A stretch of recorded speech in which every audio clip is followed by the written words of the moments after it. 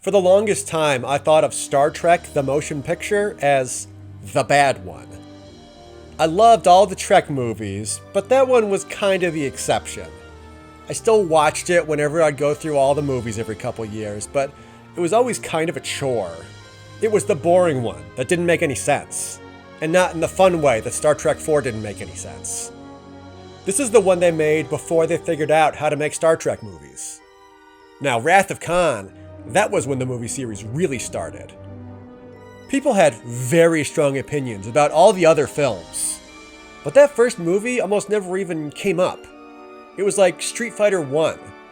We acknowledge it exists because it led to the important one that changed the world, but we don't tend to give it much more thought than that.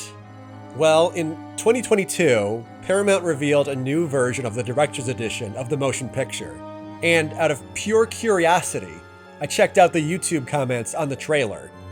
What I found was shocking. Honest to God fans of this movie. People saying it's their favorite in the series. This wasn't just nostalgia for an old movie. We're talking about a fan base that still regularly bashes Star Trek V just for kicks. Something was going on here. I was inspired.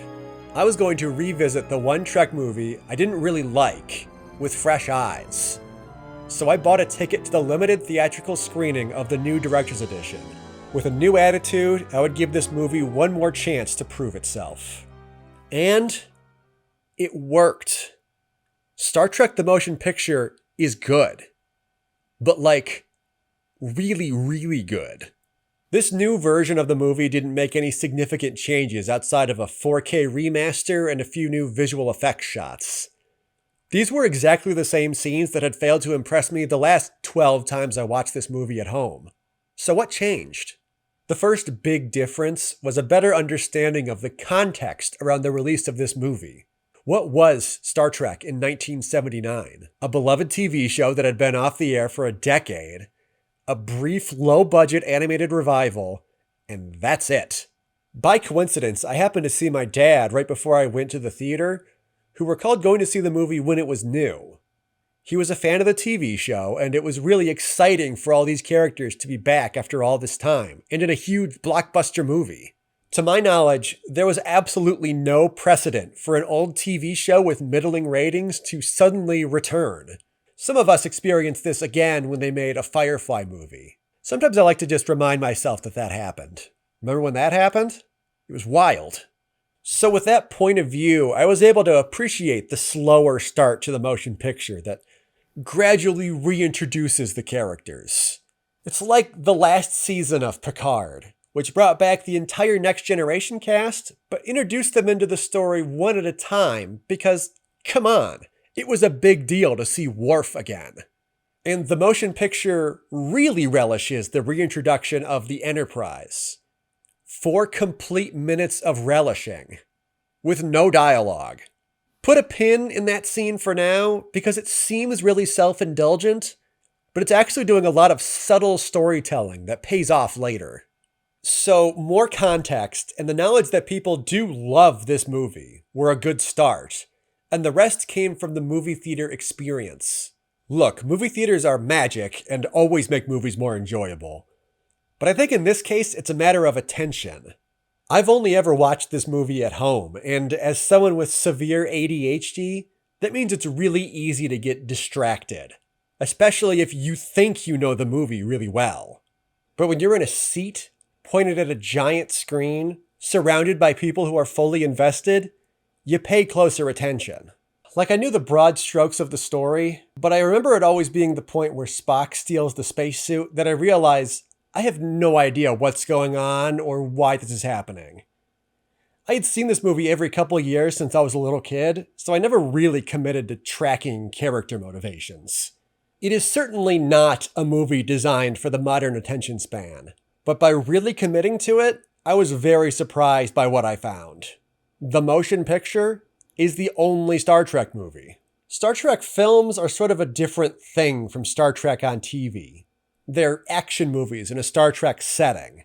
At their best, they are excellent action movies and worthy of all the love they get, but they're still largely built around action scenes and have a villain who gets killed by the good guys at the end.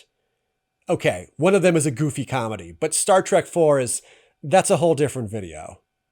In the motion picture, not a single phaser is fired in the entire movie. The Enterprise fires one torpedo at the wormhole asteroid, and that's it. Sure, the Earth is in danger, but it's a situation where the only option is to understand the villain, not to fight it. They rule out the possibility of fighting in the very first scene of the movie. The intruder is so astronomically powerful that it's never even considered as a serious option to fight it. It's a true science fiction mystery, where the threat is averted through understanding and compassion. And that's pure Star Trek. I'm not trying to imply for a second that the other movies aren't real Star Trek. They are. But the motion picture kind of is the one that's Star Trek. If that makes any sense. It doesn't, does it? Yes, there is plenty of action in TV Star Trek, old and new. But there aren't many highly regarded episodes where the resolution is to kill the bad guys. The ideals that Trek is known for are present here in a way that they aren't in any other movie. That was the breakthrough. The irony here is that they changed the planned TV revival of Star Trek to a movie because of the success of Star Wars. But the motion picture really pushes to the forefront the biggest differences between these two franchises. We were expecting George Lucas, and we got Stanley Kubrick. Realizing the similarities to 2001: A Space Odyssey really helped me understand how to watch this movie. It's very slow-paced, and that isn't a bad thing. And if you stay with it and let the movie take you where it's going, you'll be rewarded with something really incredible. There's an element of visual storytelling that the motion picture does astonishingly well, and that's scale. Remember that self-indulgent 4-minute scene of staring at the Enterprise? That scene does a very effective job at one thing, showing that the Enterprise is really big. It was understood in the TV series that the Enterprise is obviously a big ship. It's got hundreds of people on it. But we mostly only see it from a distance and without a good frame of reference. So the size of it isn't something you probably thought about all that much. But in the motion picture, we spend a long time getting a close-up view of the ship from the perspective of a little 2-person pod. We can see little spacemen floating around the ship to really demonstrate that this thing is massive. The director wants you to be very aware of the size of the Enterprise.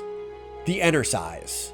A little while later, after they enter the cloud, that frame of reference is important when you see the Enterprise as a tiny dot.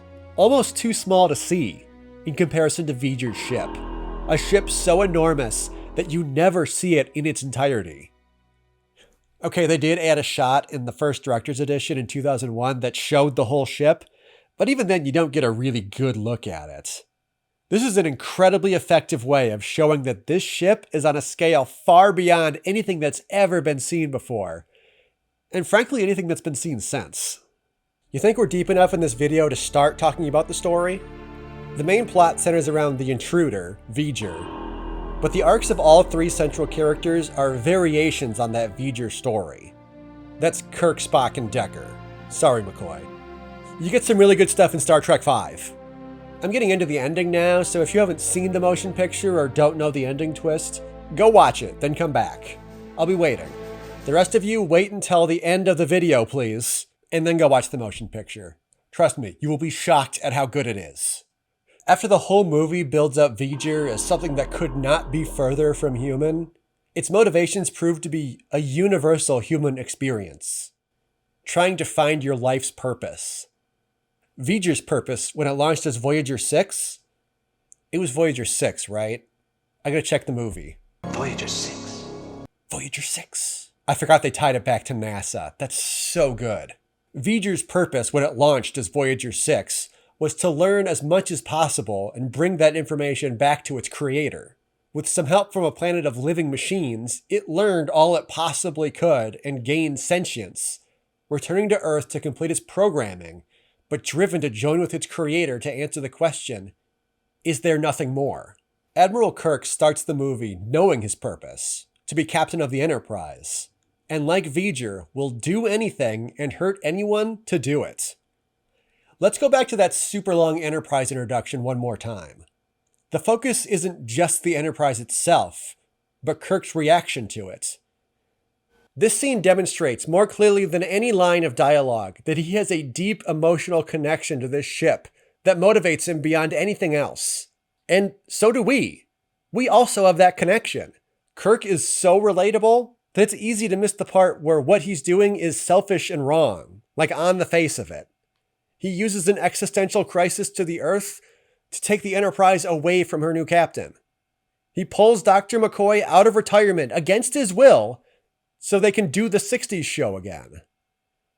Decker acts as a foil to our hero in the first act of the movie, but everything he says is absolutely correct. Kirk doesn't know anything about the new Enterprise. He gets lost in the corridors. He almost gets everybody killed by pushing the warp engines before they're ready, and not knowing that the phasers wouldn't work. But slowly throughout the movie, Kirk and Decker learn to trust each other, and that's the only way they're able to get through this mission. And, at the end, the Admiral finally gives him his due, calling him Captain Decker when he reports him as missing. Spock starts the movie by learning he doesn't know his purpose. He left Starfleet to pursue pure logic on Vulcan, but was left unfulfilled. When he senses the intruder, he sees a kindred spirit, a logical being that doesn't understand its purpose. He rejoins the Enterprise, not to help stop the existential threat to Earth, but to get close to the intruder.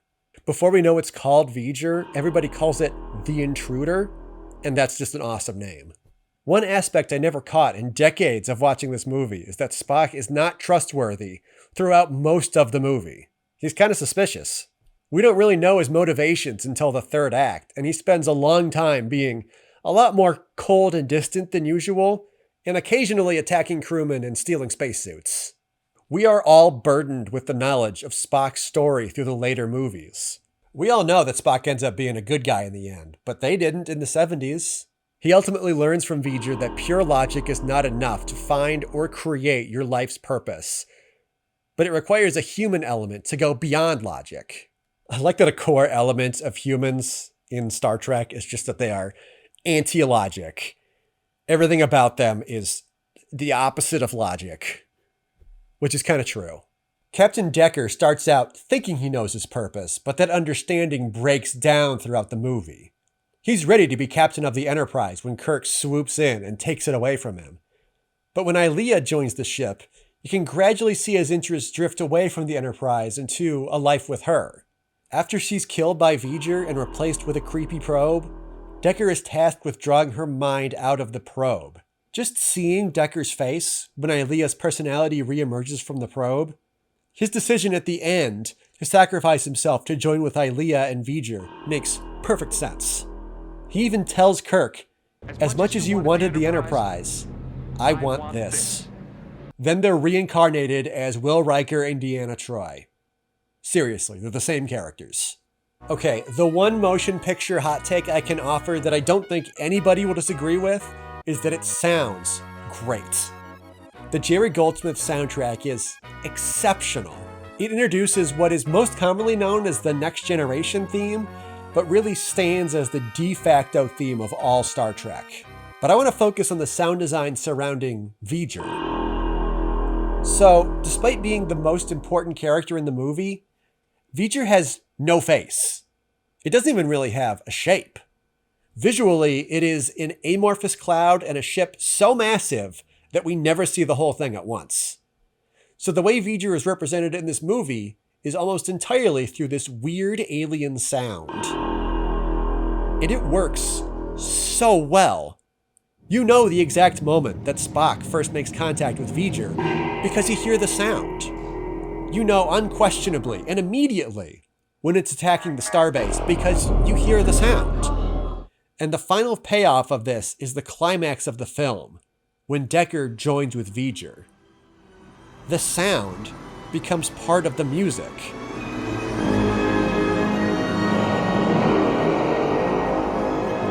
Literally, the human and the machine combining to form something new. I can't think of any other instance where music and sound design so effectively reinforce the story of a film. It's truly genius. This movie is so good. Seriously, I put it on the short list of the greatest sci-fi films ever made. I did wonder if maybe the movie didn't really work until the director's edition. I saw a very recent re-edit of the movie in 2022, and the director, Robert Wise, has said that he considers the theatrical version a rough cut, rushed to meet a deadline, and not quite the final movie he wanted. I revisited the 1979 theatrical version, and it's almost identical. This is not the Star Wars Special Edition. The new version adds a couple visual effects shots and tightens up some of the particularly slow moments at the beginning of the movie, but it really doesn't matter which version you watch. And know that even the 2022 version still has like 99% untouched special effects.